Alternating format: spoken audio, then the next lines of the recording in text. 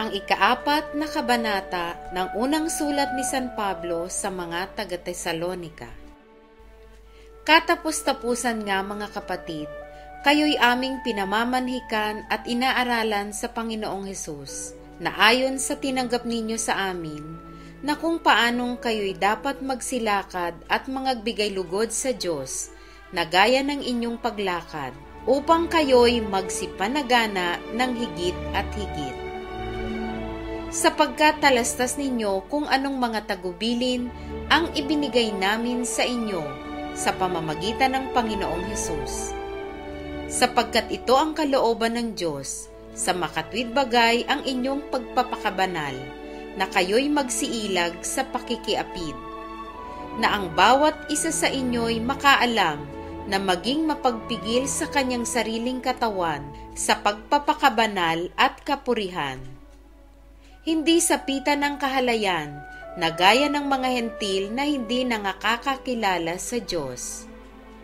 Na sinumay huwag lumapastangan at magdaya sa kanyang kapatid sa bagay na ito, sapagkat ang Panginoon ay mapaghiganti sa lahat ng mga bagay na ito, na gaya naman ng aming ipinatalastas ng una na sa inyo at pinatotohanan.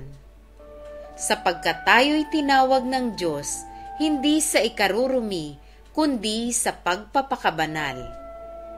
Kaya't ang nagtatakwil, hindi ang tao ang itinatakwil, kundi ang Diyos na nagbibigay sa inyo ng Kanyang Espiritu Santo. Datapwa tungkol sa pag-iibigang kapatid, ay hindi ninyo kailangan na kayo'y sulatan ng sinuman, sapagkat kayo rin ay tinuruan ng Diyos na mangag-ibigan kayo sa isa't isa.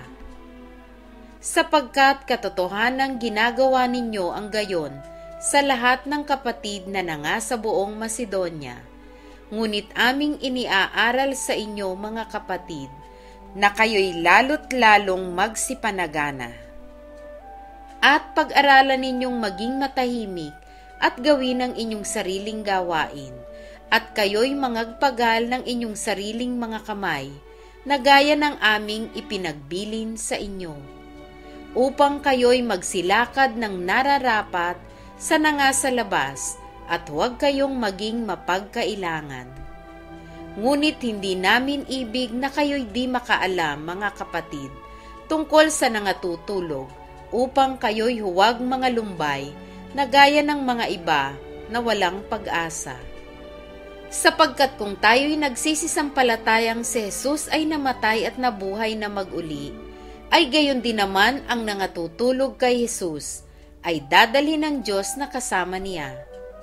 Sapagkat ito'y sinasabi namin sa inyo sa salita ng Panginoon, na tayong nangabubuhay, na nangatitira hanggang sa pagparito ng Panginoon, ay hindi tayo mga uuna sa anumang paraan sa nangatutulog. Sapagkat ang Panginoon din ang bababang mula sa langit, na may isang sigaw, may tinig ng arkanghel, at may pakakak ng Diyos, at ang nangamatay kay Kristo ay unang mga bubuhay na mag-uli.